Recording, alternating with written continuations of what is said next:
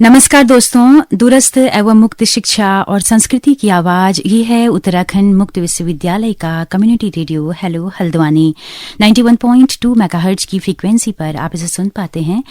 दोस्तों, कार्यक्रम चल रहा है विश्वविद्यालय परिसर से और आज हम बात करेंगे अंग्रेजी के बारे में, इंग्लिश के बारे में। एक बहुत ही खास मेहमान हमारे साथ स्टूडियो में इस वक्त मौजूद हैं। हेमवती नंदन बहुगुणा गढ़वाल केंद्रीय विश्वविद्यालय में इंग्लिश डिपार्टमेंट में प्रोफेसर हैं, प्रोफेसर दीपक कुमार। उनसे हम बात करेंगे बहुत सारी चीजों पर।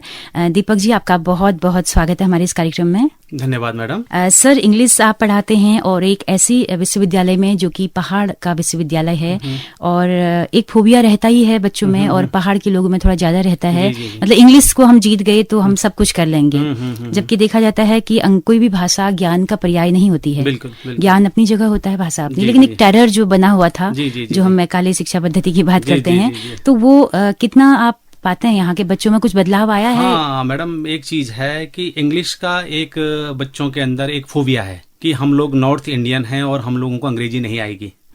जबकि लैंग्वेज सीखना कोई बहुत बड़ी बात नहीं है, कोई भी सीख सकता है।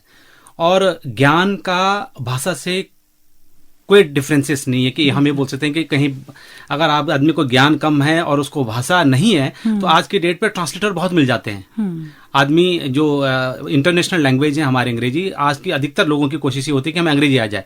और लोगों ने इसको एक स्टेटस सिंबल ही बना दिया है कि अगर आप चौराहे पे खड़े होकर अंग्रेजी बोलते हैं तो लोग समझते हैं ये बहुत विद्वान आदमी है, इसको बहुत नॉलेज है और ये बहुत रिच फैमिली से बिलोंग करता है। वो भी एक स्टेटस सिंबल लोगों ने बना दिया है। लेकिन ऐसा है नहीं, ऐसा है नहीं। और अंग्रेजी सीखना कोई बहुत बड़ी बात नहीं है, बहुत बड़ी बात नहीं है। हम आज भी अपने बच्चों को सबको एनकरेज करते हैं कि अंग्रेजी की तरफ आप जाइए। लेकिन मैं हमेशा अपने बच्चों को ये बोलता हूं कि आप अपने डायलेक्ट को और आपकी जो मदर टंग है उसको कभी मत भूलिए। बिल्कुल। इंग्लिश आपकी परिमार्जित होनी चाहिए, रिफाइन होनी चाहिए, आपको उसका प्रोनाउंसिएशन प्रॉपर आना चाहिए। और उसके साथ साथ ये तब होंगी जब आपको अपनी भाषा प्रॉपर आती होगी, आपको अपना डायलेक्ट प्रॉपर आता होगा, जो आपकी बोली है। डायलेक्ट का मतलब मेरा है कि जो आपकी बोली है वो बोली कभी नहीं भूलनी चाहिए। क्योंकि हमने कुमाऊं में तो खैर मुझे इस चीज का आइडिया नहीं है, लेकिन गढ़वाल में खास करके है कि हमारे लोग हिंदी बोलना ज्यादा प्रीफर करते हैं बजाय कि गढ़वाली के। अच्छा। वो एक अपने आप में एक हेजिटेशन फील करते हैं, अपने आप को थोड़ा कमतर आंकते हैं। वैसे धारणा ये है कि कुमाऊं के लोग हिंदी में बात करना ज्यादा पसंद करते हैं, जबकि गढ़वाली लोग आपको दिल्ली मुंबई कहीं मिल जाएं वो गढ़वाली में बोलेंगे। नहीं, मैंने देखा है इस चीज को, मैंने खुद महसूस किया। मैं क्लास में बोलता हूँ इस चीज को। अच्छा। मैं बच्चों को बोलता हूँ कि अच्छी बात है, आप इंग्लिश सीखिए, जर्मन सीखिए, फ्रेंच सीखिए, स्पेनिश सीखिए, बहुत सारी लैंग्वेजेस हैं। लेकिन आपको अपना डायलेक्ट, वो आपकी आइडेंटिटी है। जो आपकी अपनी बोली है वो आपकी आइडेंटिटी है। और उसके बाद आपकी जो आपके मदर टंग है, जो मदर लैंग्वेज है हिंदी, वो तो आनी ही चाहिए। बिल्कुल। और उसके लिए सीखने की जरूरत, क्योंकि आज आप देखते हैं हिंदी दिवस मनाया जाता है। तो दिवस कोई भी मनाया जा रहा है, या बेटी पढ़ाओ बेटी बचाओ, तो इसका सबका उद्देश्य क्या है कि जो चीज कमी हो रही है, जिस चीज की कमी हो रही है, जो चीज समाज से खत्म होती जा रही है, उसको मेंटेन करने के लिए सब चीजें की जा रही हैं। तो मेरा ये है कि बच्चों को इस चीज से डरने की जरूरत नहीं है, सीखने की जरूरत है। इसको बहुत है इंग्लिश का। मैं ये मानता हूं कि कोई भी मैथमेटिशियन है वो अपने आप को कभी चौराहे में प्रूफ नहीं कर सकता कि वो क्या है। 10 लोगों के बीच में कभी प्रूफ नहीं कर सकता खड़े होकर कि वो क्या है। लेकिन एक अंग्रेजी का फ्लुएंट बोलने वाला, क्या बात है, वो कहीं पे भी खड़े होकर अपने आप को बता सकता मैं क्या हूं। बिल्कुल। तो वो बहुत बड़ी इंपॉर्टेंस है। सर, एक बड़ी दिक्कत ये आती है कि प्रोनाउंस को लेकर कि वही है कि भारतीय लहजे में हम अंग्रेजी बोलते हैं, इंग्लिश बोलते हैं। दूसरा ये है कि अब जो कॉन्वेंट स्कूल हैं उनमें भी अब नए नए प्रोनाउंसिएशन आने लगे। जैसे जो भी हम प्रोनाउंस बचपन से करते थे, आज हमको अचानक पता चलता है कि अरे बैलून नहीं बोलते हैं, बलून बोलते हैं, अनियन बोलते हैं, ऑनियन नहीं बोलते हैं। तो ये सब इतना चेंजेस जो आ रहे हैं, आपको लगता है कि ये एक्चुअली क्या है कि अलग अलग देशों के अलग अलग प्रोनाउंसिएशन हैं। इंग्लिश जो है वो खास करके इंग्लैंड से इंग्लिश, लेकिन इंग्लिश और अमेरिकन लैंग्वेज में भी अंतर है। वो भी इंग्लिश है, लेकिन उनके एक्सेंट अलग हैं, अमेरिकन के अलग हैं, ब्रिटिशर्स के अलग हैं। तो उससे अब होता क्या है कि साउथ इंडियन अगर अंग्रेजी बोल रहा है तो नेचुरल है कि उसका एक्सेंट उसकी लैंग्वेज में रिफ्लेक्ट होगा। हमारे प्रेसिडेंट थे कलाम साहब, तो वो जब इंग्लिश बोलते थे तो वो सारा साउथ इंडियन टंग उनके उसमें रिफ्लेक्शन होता था। तो आप अंदाजा लगा सकते हैं कि कौन व्यक्ति कहाँ का है। ये आता है, बिल्कुल आता है ये होना भी चाहिए, ये होना भी चाहिए, ये होना भी चाहिए। हालांकि बहुत सारे लोग इतनी अच्छी बोल लेते हैं कि आप उनको पहचान नहीं पाते हो कि कहाँ के। बिल्कुल बिल्कुल वो एक्स्ट्रा ऑर्डिनरी लोग होते हैं कि जिनका प्रोनाउंसिएशन पे इतना बड़ा कमांड होता है, लेकिन इस चीज से हेजिटेशन वाली बात नहीं है। आपका अगर आपकी मदर टंग का या आपकी डायलेक्ट का, आपकी इंटरनेशनल लैंग्वेज जब आप बोलते हैं उस पर अगर कोई रिफ्लेक्शन पड़ता है तो उसमें आपको बुरा नहीं मानना चाहिए। सामने वाले के समझ में आ जानी चाहिए कि आप क्या बोलना चाह रहे हैं, क्योंकि ये जरूरी है जानना। बिल्कुल सर, ये भी होता है कि इंग्लिश तो आती है लेकिन इंग्लिश लिटरेचर पर आपकी कमांड नहीं होती है।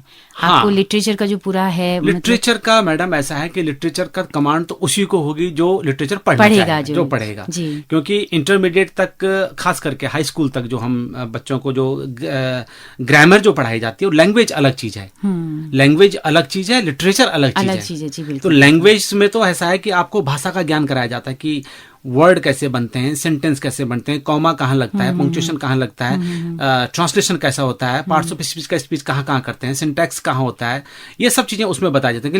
लेकिन लिटरेचर में आपको अधिकतर ये होता है कि you must know the sense of the sentence, कि सेंटेंस का सेंस क्या है। जी वो लिटरेचर में, तो लिटरेचर अलग चीज है और लैंग्वेज अलग चीज है। आपको कई जगह आप होटल में जाते हैं तो आपको वेटर बहुत अच्छे अंग्रेजी बोलते हैं, लेकिन वो लैंग्वेज बोलते हैं जो बहुत ही आम लैंग्वेज होती है। लेकिन जब आप किसी एक यूनिवर्सिटी के प्रोफेसर से आप बात करेंगे अंग्रेजी के बारे में, तो उसकी अंग्रेजी में और उसकी अंग्रेजी में बहुत अंतर होगा। उसी तरह से जैसे हिंदी एक कॉमन आदमी बोलता है और आप एक हिंदी के प्रोफेसर से बात करेंगे, हमारे वाजपेयी साहब थे, ठीक है, प्रधानमंत्री थे, तो उनकी हिंदी, शशि थरूर हैं, बिल्कुल, उनकी अंग्रेजी, तो बहुत डिफरेंस होता है। वो लिटरेचर का पार्ट होता है, वो चीजें हैं। सर, आपको लगता है कि जो कन्वेंट स्कूल खुले हैं जगह जगह पे, छोटे छोटे पूरे पहाड़ में, और उसमें जो पढ़ने के लिए जो तबका आता है वो एक मिडिल क्लास सिंपल गांव का होता है, जिनका परिवेश बिल्कुल अंग्रेजी का नहीं है, तो उनके सामने मुझे लगता है कि एक बहुत बड़ा संकट है आज की, वो अंग्रेजी में आंसर्स कैसे लिखे हैं, वो माहौल नहीं मिलता है। बिल्कुल, और माहौल मैडम घर से बनता है। अब घर में नहीं है तो घर क्या में करें? घर में नहीं है, उनके लिए यह है कि मेरा सजेशन है, स्कूल में भी देता हूँ कि टीचर्स को अधिकतर समय डे बोर्डिंग के लिए उन बच्चों को रख देना चाहिए, मैक्सिमम टाइम को, और बच्चों से अधिकतर कम्युनिकेशन इंग्लिश में करें।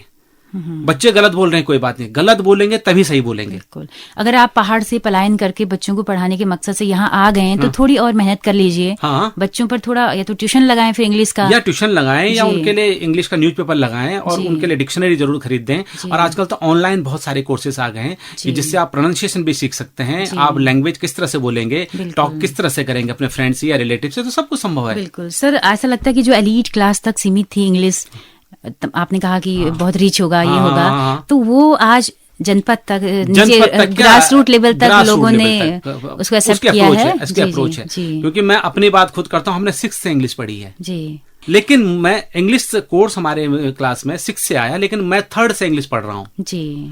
तो ये क्या एक इंटरेस्ट होता है आपका, किसी भी लैंग्वेज के प्रति अगर आपका इंटरेस्ट होगा तो निश्चित रूप से आपको उसको सफलता मिलेगी। सर, सरकारी विद्यालयों में भी सरकार ने हमारी बहुत मेहनत की है, मॉडल स्कूल बना रखे हैं, इंग्लिश को धीरे धीरे अब ला रहे हैं वहाँ भी, तो आपको लगता है कि वहाँ और मेहनत करने की जरूरत है? बिल्कुल मेहनत करने की जरूरत है टीचर्स की, और मैं गवर्नमेंट को इस तरह से सजेशन देता भी हूँ कई बार कि कोशिश ये करनी चाहिए कि आप जहाँ आपने 10 बच्चों के लिए 15 बच्चों के स्कूल खोलने हैं, बजाय कि एक स्कूल को आप 10 किलोमीटर के रेंज में खोलिए, वहाँ मैक्सिमम टीचर दीजिए, सेक्शन बनाइए, और अधिकतर कोर्सेज इंग्लिश में कीजिए, बच्चों के साथ बात भी इंग्लिश में कीजिए, और इस तरह को बढ़ावा इस चीज का तभी मिलेगा जब आप उसको उन चीज का प्रमोट करने के लिए उन चीजों को, उन लोगों को उस तरह का माध्यम और साधन उपलब्ध करवाएं। जी, प्रोफेसर दीपक कुमार, आपका बहुत बहुत शुक्रिया, बहुत कम शब्दों में आपने बहुत सारी बातें बोल डाली। जी, बहुत शुक्रिया। आप सभी श्रोताओं का बहुत बहुत आभार इस कार्यक्रम में हमारे साथ बने रहने के लिए। दोस्तों, अभी आप सुन रहे थे हेमवती नंदन बहुगुणा गढ़वाल केंद्रीय विश्वविद्यालय में डिपार्टमेंट ऑफ इंग्लिश में प्रोफेसर दीपक कुमार को, जिन्होंने बहुत कम शब्दों में बहुत सारी बातें, बहुत सारे ट्रेंड को लेकर बात की। अगर आपको ये कार्यक्रम पसंद आया हो तो अपना फीडबैक हमें जरूर दीजिएगा, हमारे फेसबुक पेज के जरिए और हमारे यूट्यूब चैनल के जरिए। दोस्तों, हेलो हल्द्वानी रेडियो चूंकि एक कम्युनिटी रेडियो है तो आप इसे रेडियो में केवल हल्द्वानी शहर तक सुन सकते हैं। मायूस मत होइए, अगर वाकई में आप हमारे रेडियो को सुनना चाहते हैं दूर दराज पहाड़ों तक या देश के किसी भी हिस्से में, तो गूगल प्ले स्टोर में जाकर हेलो हल्द्वानी ऐप को अपने मोबाइल पर इंस्टॉल कर लीजिए और सुबह 10:30 बजे से लेकर शाम 4:30 बजे तक 6 घंटा हमारे रेडियो कार्यक्रमों का लुत्फ उठाइए। हम लोग अपनी रेडियो सभा का दोहराव भी करते हैं दोस्तों। अगर आप दिन में हमारा रेडियो नहीं सुन पा रहे हैं तो शाम 5 बजे से लेकर रात 11 बजे तक भी आपको ये सुविधा उपलब्ध रहेगी। इसी के साथ अपनी रेडियो मित्र सुनीता भास्कर को दीजिए इजाजत। नमस्कार।